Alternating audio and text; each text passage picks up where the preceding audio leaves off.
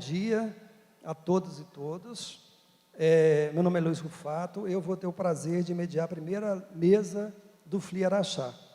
E antes, eu gostaria de falar que vocês são privilegiados porque estão participando do melhor festival de literatura do Brasil, sem nenhum favor. Muito bem, nossa primeira mesa vai ser Poesia Hoje, Até Onde Vai o Poema? E para compor a mesa, eu vou convidar a Clarice Sabino, Rafael Cavalcante, Waller Wild, Isaac Magiese.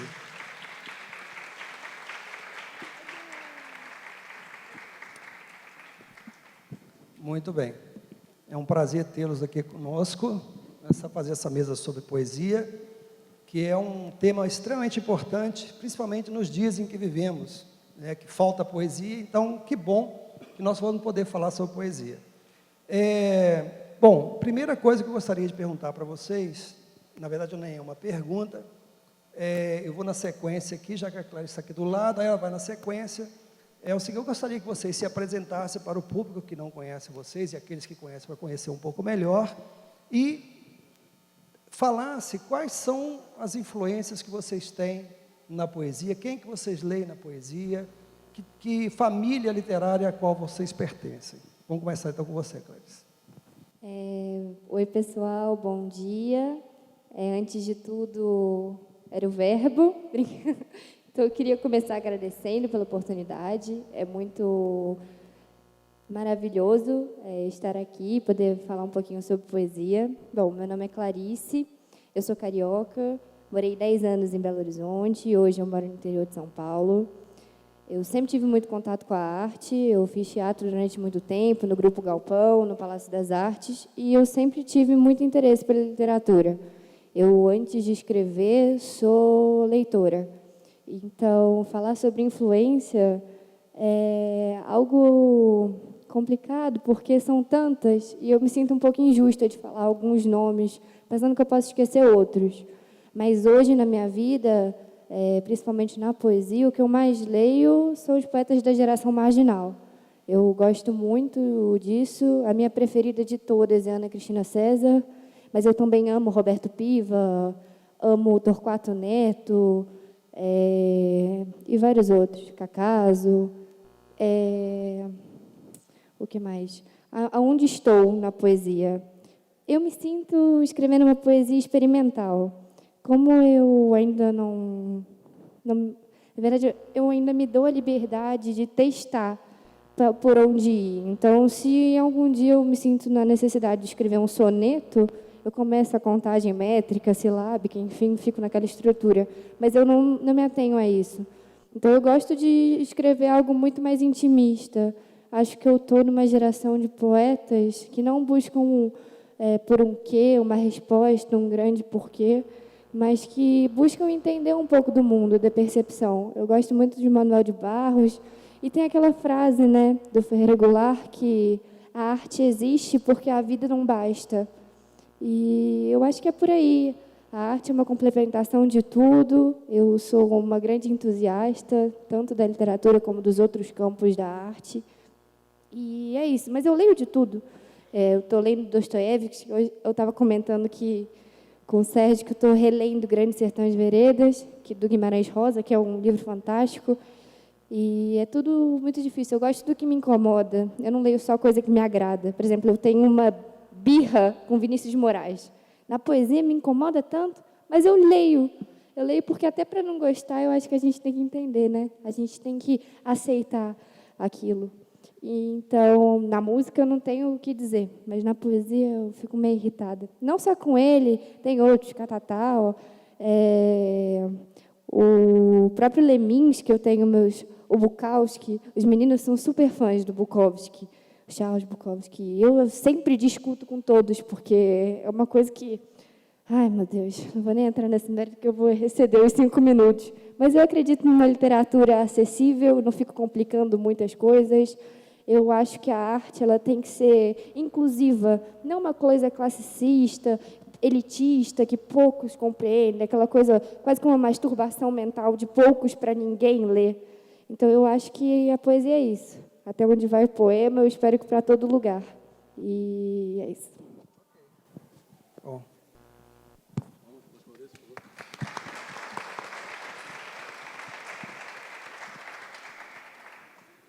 Eu não sei se é bom dia ou boa tarde. Que horas são? É bom dia ainda. É bom dia? Tá. Bom dia. Eu me chamo Rafael Cavalcante. Um pouco mais para cá. Eu primeiro quero agradecer a vocês por terem me trazido até aqui e espero que a gente tenha uma excelente conversa. A minha referência sobre poesia, ela começou dentro de casa, talvez desde pequeno, assim, porque os meus pais sempre foram muito neutros no que eu e o meu irmão iríamos entender e aprender de qualquer coisa relacionada à cultura e poesia. E eu tive uma influência muito forte do meu tio, que é fotógrafo, e da minha madrinha, que é psicóloga. Então, desde pequeno eu comecei a ler e ver e ouvir e sentir coisas pela ótica dos dois. Então, talvez os dois sejam a minha referência inicial. Depois, com o tempo, comecei a procurar referências que mais estão atreladas ao que eu sinto do que necessariamente ao que impõe. Então, a música se tornou uma referência poética muito forte, com Vinícius, com alguns músicos como Miles Davis ou Charles Mingus, mesmo sem necessariamente falar em uma palavra, é possível entender a poesia deles. E hoje eu estou há mais ou menos um ano dedicado a isso. Comecei um projeto meu de externar coisas que estavam presas dentro de mim, que me incomodavam demais. E aí comecei a entender que talvez essas referências que eu sempre busquei, essas referências elas estavam dentro de mim. E com o tempo essas referências elas foram me ajudando a externar e colocar para fora coisas que me incomodavam. E eu já tenho feito isso há mais ou menos um ano. E isso se resultou no meu primeiro livro, que é um livro chamado Poemas Presos. E ele tem esse título justamente porque ele é um reflexo de todas essas coisas que estavam guardadas dentro de um período de exílio que eu mesmo decidi entrar. E eu espero que a gente tenha uma ótima conversa hoje, que a gente fale o máximo que a gente conseguir de poesia dentro de uma hora. Obrigado.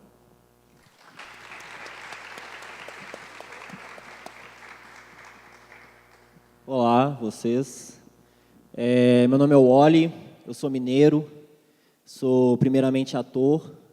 Eu formei pela PUC de Minas Gerais, formei no Palácio das Artes também, onde a Clarice estudou. Infelizmente não tive o prazer de estudar com ela lá. Mas Eu sou muito mais nova. É verdade. Quando você entrou lá, eu já tinha saído há muito tempo. A minha escrita começa no teatro. As primeiras aulas, quando fui ter minhas primeiras aulas de dramaturgia, que eu fui ensinado a escrever dramaturgia, e já de cara o modelo de dramaturgia que me ensinavam, que me falavam como era certo de fazer, como era agradável do público receber, já me incomodava, já não bastava. E aí da dramaturgia eu já comecei a trocar. A minha dramaturgia ela já era meio poética, por osmose, assim, não era nos padrões que me ensinaram. E eu comecei a encontrar caras que fizessem coisas assim, que não tivesse aquela poesia tão redondinha, que tivesse ponta, que incomodasse, que fosse estranho, que causasse algum estranhamento. Então, sempre li muito Manuel de Barros, sempre amei muito a maneira como ele fala coisas absurdas que ninguém espera. Li muitos beatniks, são caras, assim, imensa inspiração para mim. O Bukowski, como a Clarice fez questão de falar, é um dos nossos maiores motivos de briga com a Cláia por causa do book, e eu faço questão de brigar. Eu li mais do que poema. É engraçado como é que eu tenho muita referência fora da poesia também. A música brasileira, para mim, é uma imensa referência como poesia. Acho que eu aprendi a escrever poesia ouvindo música brasileira.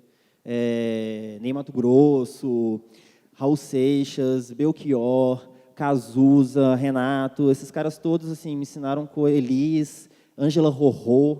Acho que minha poesia tem tudo de Ângela Rorô, assim, sou extremamente apaixonado por ela. E também os romances, é engraçado como é que romance me inspira a escrever poesia. Eu acabo de ler um romance, eu não tenho vontade de escrever um romance, eu tenho vontade de escrever várias poesias. E aí eu leio os mesmos caras mais undergrounds, assim, mais das pontas. Book, leio muito Chuck Palahniuk, Pedro Juan Gutierrez é um amor na minha vida, assim. Lourenço Mutarelli, que é um paulistano maravilhoso, que é uma imensa referência para mim também. E é isso, acho que eu parto, as minhas coisas partem dessa vontade de criar ponta, de incomodar. Eu sempre, por todo o meu processo de arte, no teatro, na escrita, ou pintando quadros, qualquer coisa que eu já fiz, eu entendi que a arte ela não era feita para agradar ninguém, para um travesseiro, para acalentar ninguém. Eu entendi de imediato assim, que era o contrário, era para ser uma faca no ouvido, assim, era para cortar, era para incomodar. A arte é feita para acordar. E, por isso, acho que eu me levei a fazer as coisas mais nesse sentido. É isso.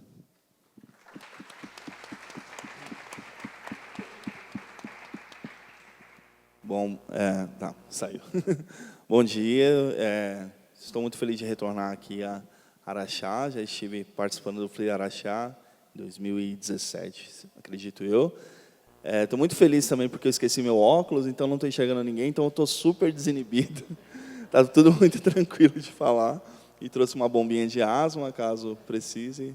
Se eu ficar muito nervoso, eu vou ter que dar aquele spray. Bom, meu nome é Isaías, tá? Na verdade, não é Isaac, né? Isaac é um apelido aí, mas o nome de batismo é Isaías Magiese Júnior. Meu pai é o Isaías Magiese principal. E sempre me chamaram de Isaac para diferenciar, ao invés de me chamar de Juninho, que agradeci também a vida por isso. Só minha mãe me chama assim. Poxa, eu estava lendo agora há pouco ali nos bastidores um livro do Cortázar, que são aulas de literatura que ele deu em Berkeley, né? E ele fala um negócio assim, eu escrevo por acaso. Eu não sei por que eu escrevo. Né? É um acaso que acontece, um pássaro pousa na janela da minha cabeça e eu escrevo. E é basicamente isso, assim. Eu acho que eu escrevo por acaso também. Escrevo, na verdade, porque um dia eu tomei um pé na bunda e, né? Alguém já? Espero que sim. Não, mentira. E comecei a escrever por isso, assim. Mas aí eu sempre fui um leitor muito voraz, assim, porque sempre fui muito... eu sou um pouco antissocial e também fui muito relegado, assim, em todas as grandes turmas da escola, então eu sempre ficava sozinho e tal. E depois o meu pai, ele é um pastor, então a gente mudou muito, assim, né? Então durante a minha vida eu morei em muitas cidades. Então sempre eu parava na biblioteca de alguma forma e foi ali que começou o meu encantamento pela leitura. Comecei a ler uma literatura mais de entretenimento, Agatha Christie, e ficava lá na biblioteca lá, tentando adivinhar os crimes. Depois fui progredindo nisso e depois me encontrei com a poesia já mais tarde, né? Principalmente com o Manuel de Barros, que para mim é o maior poeta que eu consigo pensar, né, do que ele fez em relação à língua, à literatura e também a sensação que ele me traz de infância, de quintal, das coisas simples, de observar o banal, no sentido daquilo que se repete sempre, né? E também leio muitos outros poetas, assim, né? Eu leio bastante gente da nossa geração. Aqui os meninos, eu sou fã de todos eles. Eu gosto muito de Leminski, gosto muito de Chacal. Eu gosto de uma coisa que seja um pouco divertida também, que você lê e fala, puta, Torquato Neto, que tem né? E também as coisas mais trágicas, né? Como já falaram aqui, o Bukowski, que é um cara que eu gosto de ler, apesar de não soar como ele, mas acho interessante a linguagem simples, acho interessante a forma como atinge, que é quase nocaute. Gosto muito de luta também, então tudo eu levo para a luta. Mas eu também eu leio principalmente romancistas, assim, né? Então eu gosto muito de Hemingway, gosto muito de Gabriel Garcia Marques, gosto muito de Jorge Luis Borges, Júlio Cortázar, que eu já me referi. E na poesia também eu tenho lido muitas mulheres, né, ultimamente, e tenho, né, Matilde Campilho, Filipa Leal, lá de Portugal, gosto bastante. E vou, né, Walter Ugumãe, nosso homenageado, que não poderia ficar de fora, né? Minha Couto, Água Lusa, todo esse pessoal que eu acho surreal estar no mesmo evento que eles, assim. E fico encantado, assim, é deslumbrante o tanto que eu consigo me encontrar em outras pessoas, assim, né? E eu acho isso fascinante quando acontece o contrário, né? Quando as pessoas leem qualquer coisa que a gente escreve e tem uma certa identificação com isso também. Então, é algo que ainda exerce um deslumbre, né? Eu sempre brinco com os meninos que antes desses eventos eu nunca estou nervoso porque eu não acredito que é real, assim.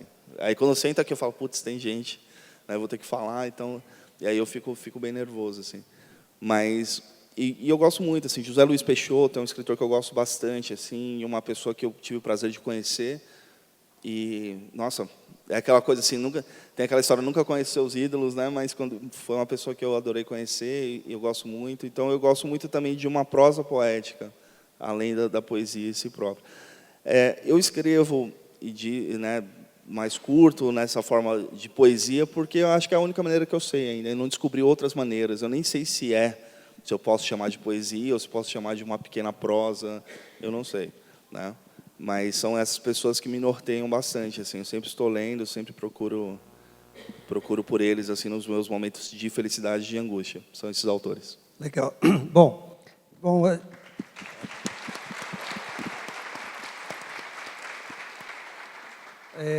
pelo que vocês perceberam, temos assim pelo menos 3 caminhos mais ou menos definidos em termos de poesia. Então, eu queria que você, Clarice, falasse um pouco, que eu acho que você talvez seja a que tem ou que pelo menos expressou isso, uma conversa com a tradição da poesia brasileira. E eu queria, então, que você me dissesse, a partir desse diálogo com a tradição da poesia brasileira, até onde vai o poema, ou até onde vai o poema neste momento que vocês estão vivendo hoje, que é um momento complicadíssimo, né? Então, eu acho que o meu respeito da tradição, isso que você falou, veio do meu primeiro contato com poesia, que foi na escola, e eu via a poesia como um bicho de 7 cabeças, sabe? Quase que um Deus intocável, uma coisa que não dá para compreender. Então, a gente via Ilíadas, aquelas coisas pomposas e antigas, e que não entende bem uma frase, 50 páginas de interpretação, e isso me assustava muito. E quando eu conheci outros estilos de escrita, isso me encantou porque eu me identifiquei. E aí eu conseguia me encontrar naquilo e entender, e isso me incomodava, e o incômodo não necessariamente negativo, mas me tirava do estado de normalidade, me acendia para algum tipo de percepção diferente da que eu tinha visto, então eu via a pedra do outro lado do caminho. E eu respeito muito a tradição por causa disso. Eu acho que os clássicos têm, sim, o seu valor, apesar de eu ser uma ativista anti-parnasianismo, eu não suporto vaso chinês e as coisas que vêm daí. E eu também tenho um pouco de problema com a estrutura do soneto, porque eu acho que é muito quadrado. Mas eu acho que a poesia hoje, ela tem uma liberdade e um alcance muito maior pela dinâmica das relações humanas. As coisas ultrapassam as páginas dos livros, não está mais tudo preso na biblioteca. Tudo sai da estante, não estão mais na estante. A gente consegue acessar uma antologia poética de poetas surrealistas espanhóis em 2 segundos, procurando o nome no Google. A gente consegue ler qualquer coisa. Vocês sabiam que Picasso escrevia poesia? Vocês sabiam que tem um PDF de 50 poesias de Picasso disponível gratuitamente na internet? Eu nunca imaginava que Picasso escrevia, sabe? E eu acho que, imagina, a poesia dele chegando em mim, eu que sou apenas uma garota latino-americana sem dinheiro no banco. Eu acho isso fantástico. E eu acho que, ontem eu vi na palestra da Monja Cohen, e ela falou que a gente olha muito o presente pensando no passado, mas o presente também é construído pensando no futuro. Então, nos que vem, a gente tem que pensar no que estamos deixando. E eu acho que a literatura hoje tem esse papel de colocar em questionamento, em discussão, o tipo de vida que a gente está levando. Então, tudo é muito supérfluo, muito superficial, as coisas mudam o tempo todo. Todos aqui, que eu não sei se você faz isso também, Rufato, de postar textos em redes sociais. Eu não tenho nenhuma rede social. Ah, pois então.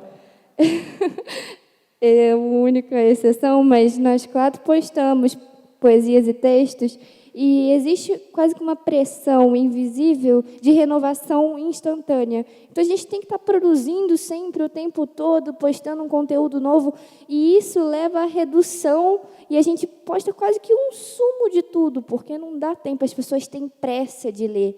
Então, inclusive, um projeto que eu tenho com um amigo são textos longos para quem não tem pressa, porque não são poemas. Eu amo haikais, eu amo poemas curtos também. Existem poesias fantásticas de uma frase só. A Ana Cristina tem uma que fala assim: por que essa falta de concentração?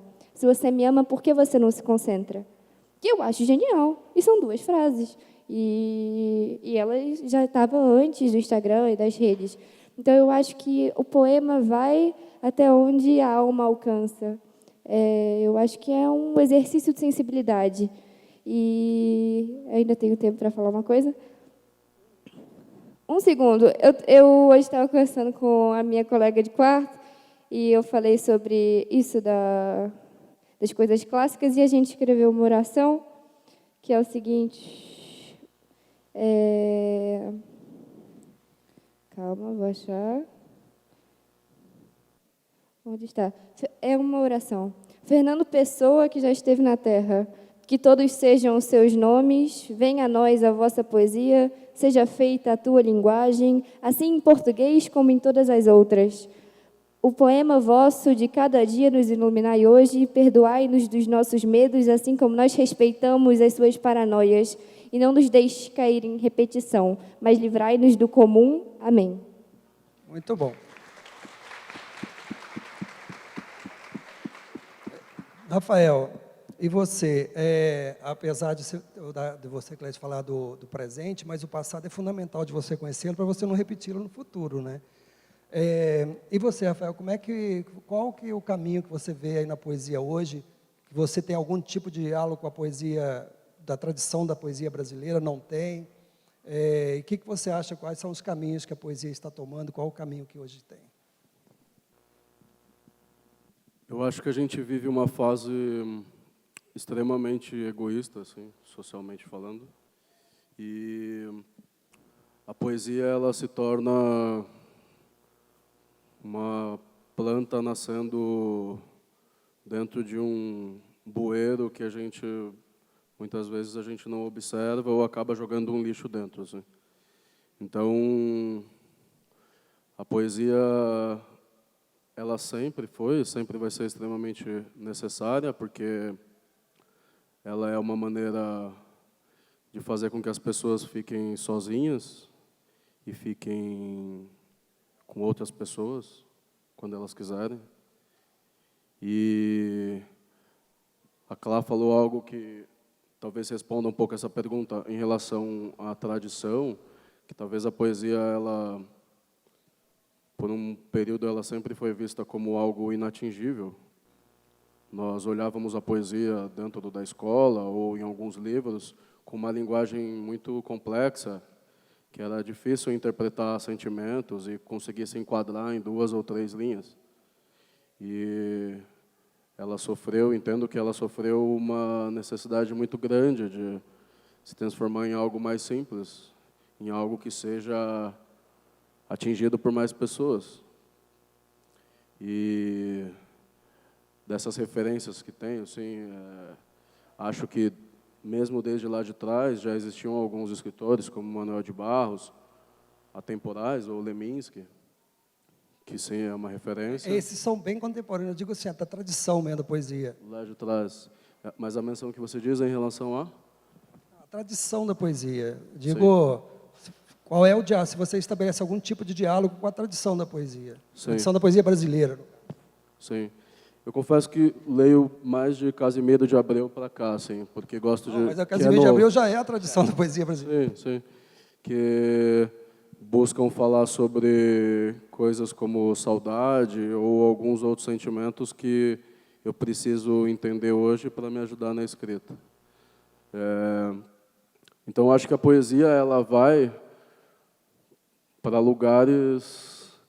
A poesia chega nos nossos olhos ou nos nossos ouvidos quando estamos deitados, precisando ler ou ouvir alguma coisa, desde uma situação totalmente singular ou até mesmo em ocasiões como essa, onde estamos discutindo sobre o tema. Entendo que, voltando ao raciocínio sobre a simplicidade da poética, eu acho que hoje, por estarmos nessa fase extremamente egoísta, a poesia, sim, ela precisa ser um pouco mais simplificada. Ela precisa passar por um processo de entendimento mais rápido, porque hoje nós estamos o tempo inteiro mexendo no celular, estamos filmando, fazendo alguma coisa. Quantas e quantas vezes nós saímos para jantar com alguém e nem conseguimos conversar direito com essa pessoa? Então, o nosso tempo, que já era curto, ele se tornou cada vez mais curto. E eu entendo que talvez essa poesia mais complexa, mais dura, mais longa, talvez ela fique presente só em alguns momentos mais solitários, onde nós estamos passando por algumas crises e estamos buscando algumas coisas. Mas no dia a dia, onde nós estamos consumindo diversas outras coisas, estamos sendo impactados por notícias relacionadas à política, à economia, esportes, enfim, tantos outros temas que nós somos bombardeados o tempo inteiro. É difícil a gente parar e olhar assim, para olhar para um canto e falar assim, ali tem poesia. Então, mas ela sempre vai estar ali. E ela sempre vai se reinventar de acordo com o momento que a gente está vivendo. Malu, obrigado. Olha, você... Bom, pelo que eu percebi, você é multimeios, né? Você faz um monte de coisa. Não faço nada bem, mas faço de tudo. Mas já faz alguma coisa. E como é que você encaixa também o seu trabalho, não só na poesia, no seu trabalho como ator, como pintor, que você disse também que é. E como é que você vê a poesia, a sua poesia que você faz dentro desse furacão todo aí que você trabalha? Então, é engraçado porque, desculpa, é engraçado até porque tem a ver com a pergunta que você fez para a Cláudia, que é o tema, né? Qual o limite da poesia? E acho que se origina, para mim, sem limite. Eu não consigo enxergar, para mim é um problema enorme se a gente for colocar um limite nisso, tanto hoje quanto lá atrás. E é daí que eu surjo, eu acho, nessa coisa, tipo, igual, poema, o que eu faço hoje aqui nesse livro tem vários poemas. Poesia, para mim, é tudo, a peça que eu monto, o quadro que eu pinto, o texto que eu declamo, não escrito. Quando eu declamo, aquilo é uma poesia. É como se fosse uma áurea, assim. Então, isso está presente em tudo, e isso não tem limite, não tem como ter limite. Hoje em dia, eu consigo, eu não sei se eu consigo, mas eu tento abranger tudo que eu posso, tudo que eu consigo, de alguma maneira, transformar em linguagem, transformar em produto, em arte, em obra, eu tento fazer. A gente fez um ano, não é? Fez um ano que a gente fundou em São Paulo um coletivo que chama Casa Vulgar, que são escritores, e tem um autor também, porque ele é músico e compositor, desculpa. São coletivos de apresentações, porque, puta, uma hora a gente pode pensar, nossa, a gente está muito preso no livro, sabe? A gente está, cresceu, é demais como é que cresceu, é lindo esse movimento, como é que a literatura voltou a ser um boom, né? Voltou a ser um assunto comentado, visto, discutido, vindo, né? Tipo, vindo em eventos, assim. Mas a gente ainda está muito preso no livro. O que a gente pode fazer para ir além disso? E aí, nesse coletivo, a gente busca trazer o teatro, a música e a literatura juntos. Por exemplo. Então, por exemplo, teatro é uma coisa que eu levei. A gente tem 2 espetáculos com esse coletivo, que é um espetáculo de música, um show mesmo com intervenções literárias. No meio do show, no meio das músicas, a gente entra e lê textos junto com com as músicas, que conversam com as músicas, que rimam com as músicas. E a gente tem um espetáculo mesmo, que a gente montou uma peça de teatro que é contada através de poemas de cada um dos... Somos 8 autores dentro do coletivo.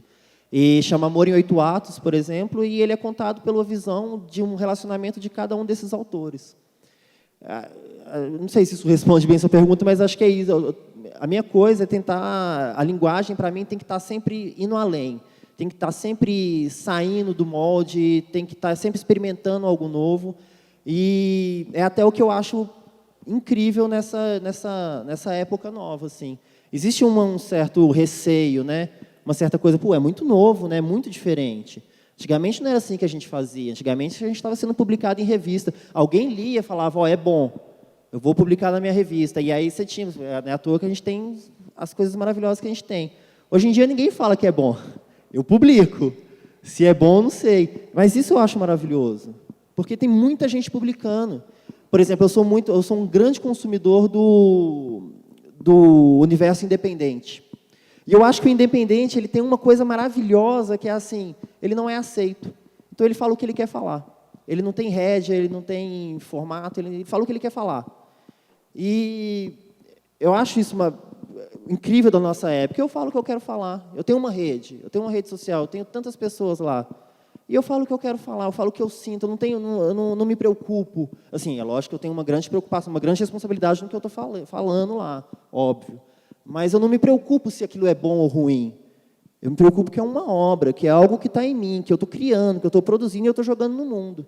Isso, para mim, é a maravilha da época, dessa nova época, desse novo lugar onde a gente habita, onde nós, escritores, habitamos hoje.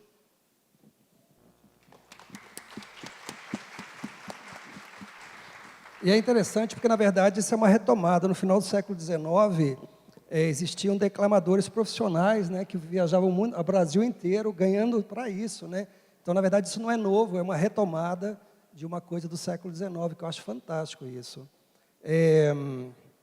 Bom, Isaac, você falou que seu pai era pastor. Ainda é. Ainda é. E eu queria que você me falasse um pouco a respeito disso. Se isso teve alguma influência, porque, na verdade, a eloquência, né, é uma característica da poesia. E como que você também relaciona-se com a tradição da poesia brasileira e como é que você vê a poesia neste momento? Bom, então, meu pai é o eloquente da família, eu não sou. Né? Então, mas apesar de ter estudado teologia também e tal, e isso é uma questão muito importante para mim. Em relação à tradição brasileira, eu gosto muito, assim, eu gosto muito de Cruz e Souza, gosto muito de Augusto dos Anjos, Castro Alves, né? São autores que eu aprecio bastante, principalmente Cruz e Souza e tal. E acho interessante, em termos de estrutura, eu não tenho nada contra, eu acho incrível, porque eu não consigo. Né? Justamente, e aqueles homens e mulheres colocarem as coisas que eles escreveram e colocar dentro das estruturas diversas que os poemas, né, decassílabos, etc. Só um esclarecimento. Quando eu falo tradição, por exemplo, o Oswald de Andrade não usava estruturas formais e ela é a tradição também, só para esclarecer. Sim, você está, né, na parte mais clássica da coisa. Eu acho fantástico, assim. Mas, com o tempo, eu acredito que Ítalo Calvino fala isso, né, no Por que Ler os Clássicos, né? Ele fala que depois de algum tempo nós elegemos os nossos próprios clássicos, né? E eu pessoalmente eu tenho os meus clássicos que vão divergir, vão numa outra esfera de uma ótica para a vida, né? Por exemplo, eu gosto muito de coisas muito simples, de poetas que escreveram sobre a rua, Carlos Williams, sei lá, uma porção deles assim que eu poderia citar. E eu acho que assim hoje eu acho que primeiramente a gente está vivendo, a gente é fruto da internet, né? No meu caso eu trabalhava com outra coisa, trabalhava com finanças, né? Trabalhava num colégio, então eu cuidava da parte administrativa financeira de um colégio lá de BH e escrevia por hobby, assim, né? Nunca tive, né? Nunca pensei nisso, assim. Ainda tenho um certo constrangimento quando vou numa livraria, vejo o meu livro do lado ali de um escritor que eu gosto muito, eu tiro e coloco embaixo. Pra você ter uma ideia, assim, de respeito e tal, porque eu sei que é uma história, né? Essas pessoas vieram trazendo, pela época delas e pela vida delas, o amor pela poesia e pela literatura em geral, né? E eu acho que nós somos frutos da internet, assim. Então, a internet ela se tornou o meio onde a gente vai tornar público o nosso trabalho, que é publicar, não é mais o livro, né? Antigamente a pessoa falava assim, vou publicar um livro, ou seja, ele ia tornar... Não é só o livro. Não é só o livro, agora, talvez, sei lá, a rede social, no caso o Instagram que a gente usa, ele é algo público, assim, um poema está público, para quem quiser ouvir, interagir com ele, criticar, xingar, mandar para a namorada, etc, etc e tal. E as suas reações instantâneas da coisa também, né? Porque... E eu acho isso assim, é muito novo, a gente está entendendo isso, né? Então a gente está meio que andando com o carro e trocando pneu ao mesmo tempo, porque a gente não sabe as consequências disso. Porém, eu acho que nós temos uma função de também fazer com que as pessoas que conheçam o nosso trabalho, que nunca leram nada ou nunca tiveram interesse pela leitura, porque infelizmente o Brasil ele é um país de poucos leitores, e agora nesse momento histórico, isso é alimentado, né? Existe uma grande fúria contra os livros, né? E contra qualquer capacidade de desenvolver um pensamento próprio, de questionar, né? Existe muito ódio semeado também pela internet, né? E nós estamos lá. Mas eu acho que nós temos a obrigação social de fazer com que as pessoas que nunca leram nada e que leem lá qualquer coisa que a gente escreve, a gente fala assim, olha, mas leia também fulano de tal, puta, eu gosto desse cara, compartilhar um texto de um livro deles, assim, trazer isso, assim, para os novos leitores, porque eles são importantes, né? Eles mudaram, eu morei na cidade que o Augusto dos Anjos morreu, né? Que é Leopoldina, interior de Minas ali, fui na casa dele e falei, né? E puta história trágica, puta cara interessante. Mas eu acho que essa ideia de fazer essa conversação entre os tempos, assim, porque eu acho que a poesia faz isso, né? A literatura em geral faz isso. Você pode estar lendo um cara que já morreu há 200 anos e ele está conversando com você de alguma forma, assim. E isso é sobrenatural e de certa forma vencer a barreira da morte e do tempo, né? E eu acho que cabe a nós, que somos um pouco mais jovens e escritores tão renomados como, né, vocês e outros, que já falam da literatura, já amam, já pregam, são pregadores, porque a gente é novo nisso, né? A gente está se solidificando nisso e mostrando o nosso trabalho e também o nosso amor pela literatura, que eu acho que tem que ser apregoado duas coisas, assim, tanto a nossa pequena obra em relação a esses gigantes que vieram antes de nós, e também carregar o que eles fizeram com a gente. Então, eu acho que assim a gente tem que se alimentar para tentar dar algo, assim, né?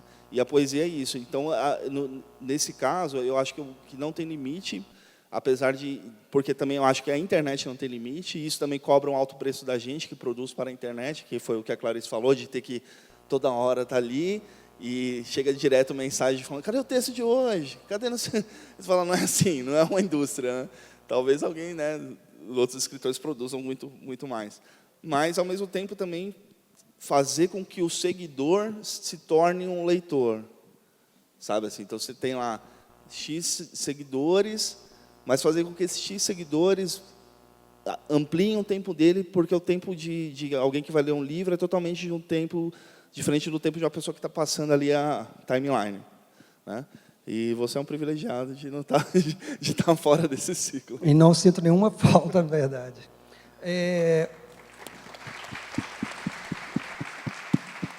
Bom, como nós combinamos, nós somos, né, vocês estão sendo obedientíssimos, né, de parabéns. Obrigado.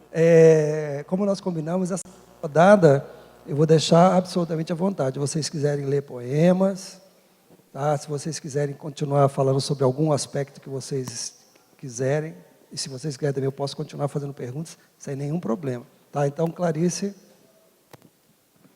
Ai, gente, que situação. É aquele momento do Provocações do Abu Janra, em que ele vira para o entrevistado e fala, então, o que é que você quer que eu te pergunte que eu não perguntei? E a pessoa pergunta para si mesma e Mas eu responde. não tenho nenhuma pretensão de ser Abu Janra. Meu Deus do céu. E nem eu saberia.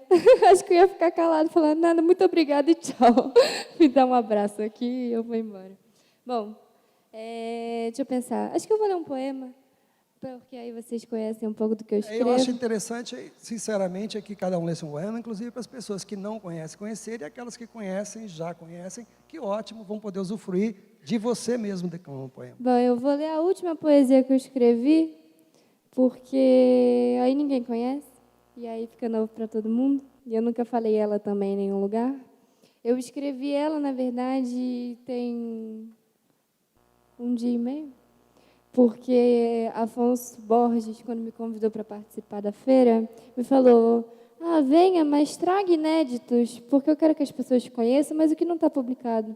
Imagina, né, falar isso. Ele me convidou quando a programação já estava fechada e eu tive 2 semanas para montar algo novo e tive tantas crises de ansiedade. Falei: ai, meu pai, mas como é que eu vou produzir? Eu não escrevo assim, eu escrevo quando vem, não sei o que fazer.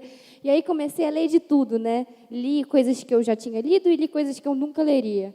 E aí cheguei numa matéria do Papa Francisco, que fez... Olha onde eu fui parar.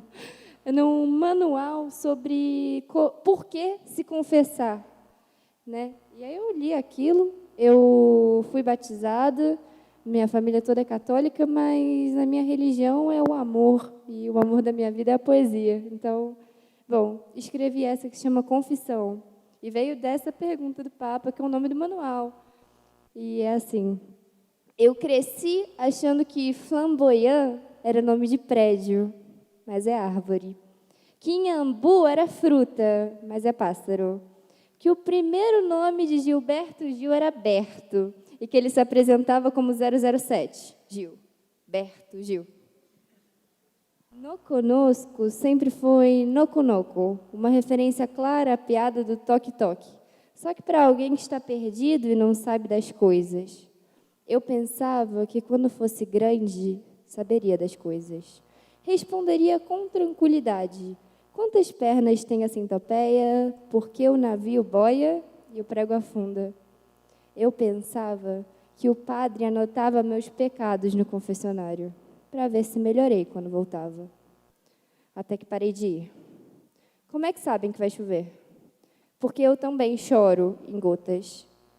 Eu cresci achando que o mundo era a rua que passava no portão de casa, que a felicidade tinha algo de música, mas muito de silêncio, que Cosme e Damião era feriado nacional do doce, que o castigo durava para sempre e o recreio só 5 minutos, que santo era gente de igreja e milagre, nome de senhora, que meus avós já nasceram casados, que meus pais dormem de mãos dadas, que crescer era saber responder, mas crescer é aprender a mentir e depois se desculpar por isso.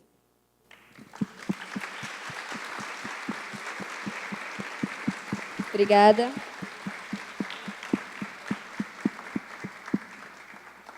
Quer falar mais alguma coisa? Acabou meu tempo? Não. Bom, então eu vou falar mais uma. Eu deixo você falar mais uma coisa. Obrigada. Ontem, no jantar, estava conversando com o Sérgio e ele me falou que ele que ia fazer a mediação da mesa. Péssima companhia. Você viu que ele queria roubar a mediação da mesa. E aí, eu, entusiasmadíssima, falei: você quer ouvir uma poesia? E ele falou: quero. E eu falei: a única que eu sei de cor. Tremendo, né, gente? Imagina falar uma poesia decorada para o Sérgio Abranches. Quem sou eu? E aí eu vou falar ela agora de novo, porque depois que eu falei a poesia, ele falou: escolhe mais 3 que você vai falar amanhã. Então, eu acho que é algo de bom E aí eu não deixei, viu? Como é que eu sou mal? E bom, vou falar só essa. Chama oração. Acho que eu estou muito religiosa. O que está acontecendo?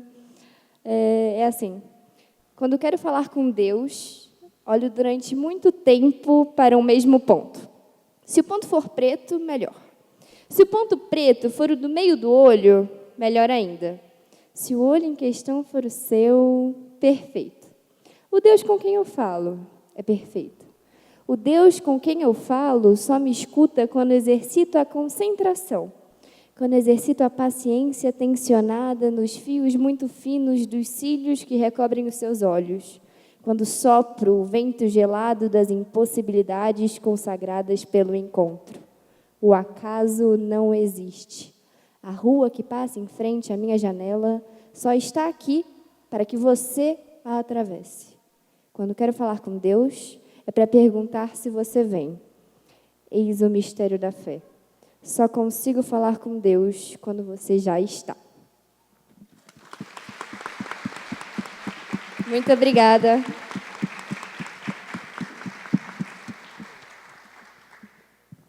Rafael, por favor. Use os seus 5 minutos do jeito que você quiser. Obrigado. Eu sinto que quando eu escrevo para o Instagram, acaba se tornando um mergulho que muitas vezes é frio e eu opto para que esse mergulho ele seja rápido. Então, quando eu convido alguém no Instagram a ler algo que eu escrevo, eu pego na mão dele de uma maneira inesperada e falo, pula comigo aqui, para a gente sentir um pouco de frio juntos ou sentir um pouco de calor. Então, eu acabo escrevendo coisas mais curtas, como... E eu, que costumo dar nome a tudo, vou te chamar de liberdade. Porque entendo que tenho pouco espaço ali para falar. Mas já que hoje eu tenho 5 minutos e tenho um pouco mais de tempo, eu vou ler um pedaço do livro que eu lancei no sábado, é meu primeiro livro, e eu estou muito... Os livros vão estar todos à disposição para ver. Comprem, porque os autores precisam de voltar depois para casa. Isso. Então, é importante Por favor. comprar os Obrigado. livros. Isso é muito importante. Eu não tenho como voltar, eu preciso... Então, aí vamos ajudar as pessoas a voltar para casa. Então, enquanto no Instagram eu sinto que são mergulhos frios e rápidos, aqui eu sinto que eu posso ficar boiando um pouco mais de tempo com vocês. E é o que eu vou tentar fazer agora. O primeiro capítulo do livro, ele se chama Erros ao Rio. E nem bem os 3, que são meus amigos... Obrigado. Eles não leram ainda também, porque o livro saiu sábado, então tem poucas pessoas aqui que leram.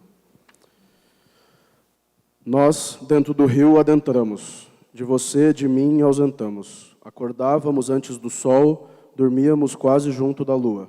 Rio parado, água recua. Nós decidíamos voltar. Está tudo bem? Não. Está. Durmo logo, cedo, volto lá. Fomos, para ficar. Nós, dentro de nós, adentramos. Não víamos os dias demorados, as noites belas, o cansaço do barco. Só a solidão, o silêncio, o rio. Isso durava. Nós decidimos voltar. Está tudo bem? Desaprendemos. Não mais sabíamos falar. Em uma das voltas, pescamos a dor. Partimos. Já não mais nos despedíamos do rio. Está tudo bem? Seu irmão pequeno avisou que está com saudade. Seus pais querem falar das árvores e das suas idades. Quero te levar para conhecer outro lugar. Já não contávamos mais nada, nem os dias, nem o que vivíamos. Nós decidimos desistir. Desaprendemos. Já não conseguimos falar. Agora, também não mais sabíamos ouvir. Eu ando me perguntando de nós. Não falávamos e nem ouvíamos, mas ainda pensávamos. No encontro da casa com o rio, que era o quarto, tinha um espelho d'água. Às vezes, ele era grande e mostrava todo mundo bonito. Às vezes, ele era pequeno e não mostrava ninguém. Dependia se chovia. A casa era para ser um cais, mas por mais que tentasse, não conseguia. O barco, mesmo que cansado, às vezes servia de moradia. Os dois tomavam banhos demorados ao mesmo tempo, separados. Um para se embelezar, o outro para se sentir no rio. Nas águas, a fumaça de um cigarro rasgava os primeiros indícios de luzes de um sol de um dia demorado e difícil. Em casa, a bebida de uma garrafa rasgava as primeiras palavras erradas de uma briga, de uma noite linda desperdiçada. O tempo rasgava a nossa vida. Nunca aceitamos nossos vícios. Falta de amor próprio. Onde você está? No rio. Quem está com você? Você. De dia, ia. De noite, noitávamos. E tantas vezes com rumo e quantas vezes sem rumo, tantas vezes errados nas madrugadas, do nada, nos pegávamos acordados, refazendo nós dois de um jeito certo, para depois, no final, tentarmos nos cobrir e acabarmos descobertos. Afinal, éramos 2 rios, um bravio, turvo e escuro, o outro calmo, fluente e claro. Nos tornamos um conjunto de complementos distintos e aumentamos progressivamente até desaguarmos um no outro.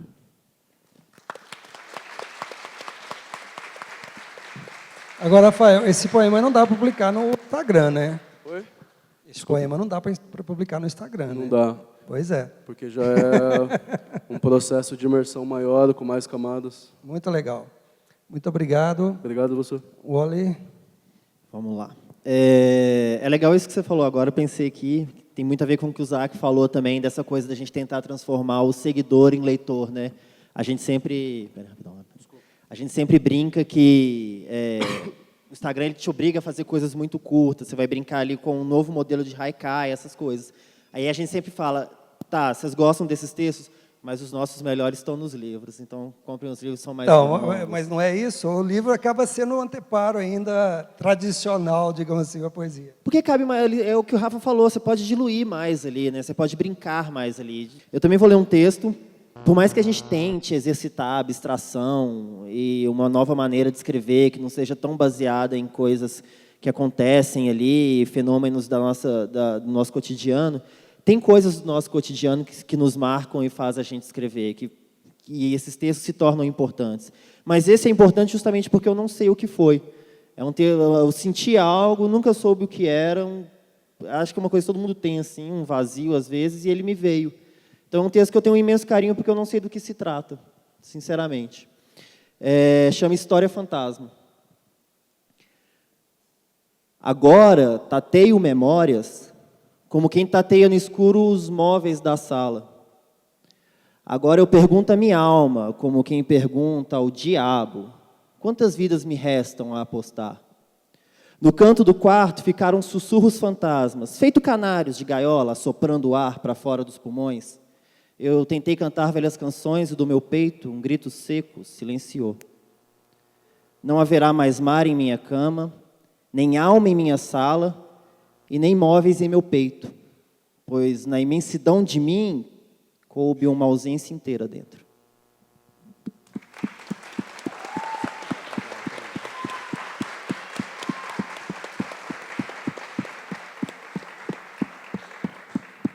Quantos minutos foram? Cabe mais um? Tem um que eu acho muito legal, eu gosto muito dele. Pode ser? Você me deixa? Pode.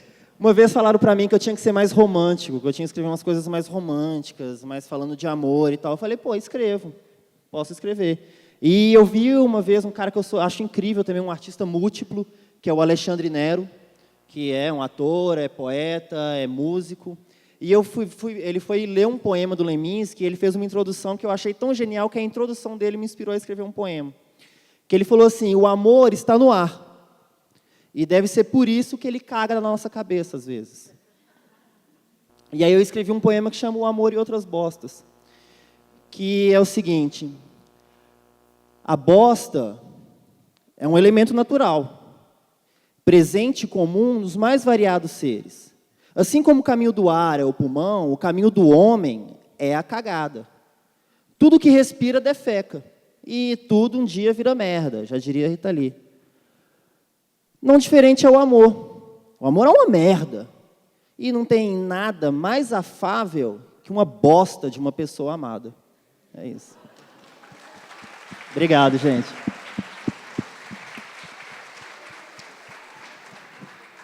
Bom, agora o Zac, você tem aí, você vai ler poema também. Eu vou ler, vou tentar ser menos romântico. Bom, na verdade, assim, eu separei 2 textos meus e um do Manuel de Barros, e vai dar tempo, é curtinho. E muito dessa coisa de...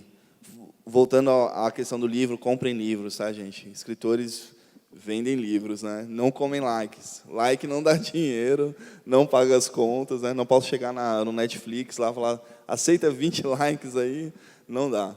Né? Mas o livro, na verdade, é um investimento. Né? Também não é para comprar porque você tem dó do escritor. Não, você que vai ser privilegiado, né, quando comprar um livro. Né? E um livro, ele, como o conto do Borges, o livro de areia, o livro ele sempre se renova misteriosamente. Toda vez que você relê algo, parece que você está lendo algo pela primeira vez, porque você mudou e o livro mudou também. Né? Enfim, eu gosto muito de fotografia, então eu fico andando pelas ruas de São Paulo ali no centro e com a câmera lá tirando foto das pessoas escondido, né? E enfim, aí num cruzamento muito comum lá em São Paulo tinha um vendedor de mapas. E aí eu fiquei pensando assim, por que esse cara está vendendo mapas em pleno século XXI, né? Tá tudo aqui, né? E aí escrevi um pequeno texto que é uma tentativa de fotografar através das palavras. Um homem vende mapas. Nas ruas abarrotadas de gente ganhando dinheiro de muitas outras formas e com muitos outros produtos, o homem vende mapas. Vende o globo e seus continentes em papel plastificado. Todos os dias eu passo por aquele cruzamento e vejo a solidão do homem que vende mapas, o homem sem cliente. Mas o homem que vende mapas é o único dono de toda a geografia. O homem que vende mapas é o único poeta.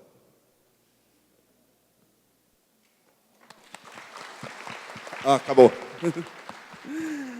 E um outro texto meu eu escrevi porque também estava lendo um livro do José Luiz Peixoto, que ele teve 3 livros de poesia, e ele fala, tem um texto que ele fala que depois de um tempo o amor virou outra coisa, né? E aí eu escrevi baseado nesse texto que é assim: com o tempo os amores mudam. É assim com tudo que é tocado pela mão do tempo. Com o tempo os cabelos vestem prata, as costas ficam um pouco mais curvadas. Com o tempo a paixão se torna algo mais leve. E o mundo, que antes era apenas uma pessoa aos nossos olhos, aumenta de novo. Com o tempo aprendemos que o carinho não é apenas das mãos, dos toques e dos corpos. Com o tempo a gente entende que o carinho também é estar presente. Com o tempo a gente entende que carinho também é estar presente e olhar para o mesmo horizonte que alguém. Com o tempo as declarações de amor também são ditas com as palavras do silêncio que 2 pessoas construíram. Com o tempo nasce o amor. O problema é que não queremos o tempo. Andamos em direções opostas. Com o tempo você conhece as verdadeiras qualidades de alguém. Geralmente elas são apresentadas depois dos defeitos. Espere um pouco mais. Amor é olhar o mesmo horizonte, em um degrau, à beira do infinito. A paixão nos rouba o mundo. O amor nos dá as pernas para andar ao mesmo tempo. Eu te amo é sempre a declaração de amor para uma pessoa e para um tempo. Se você encontrou esse alguém nas esquinas dos dias, aproveite. O tempo torna tudo bonito, porque tudo dura tão pouco. E isso é uma estranha eternidade.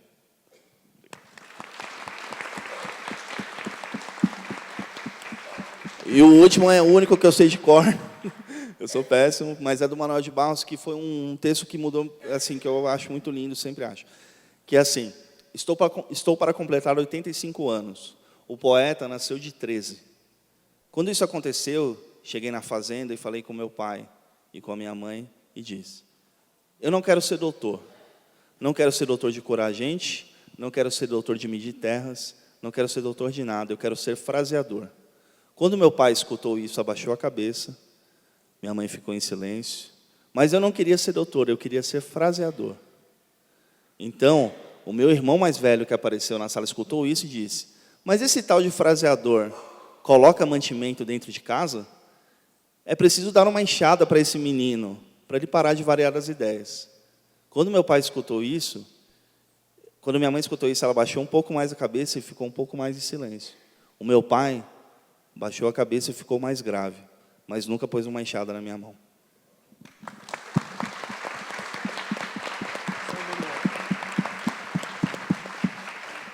É isso.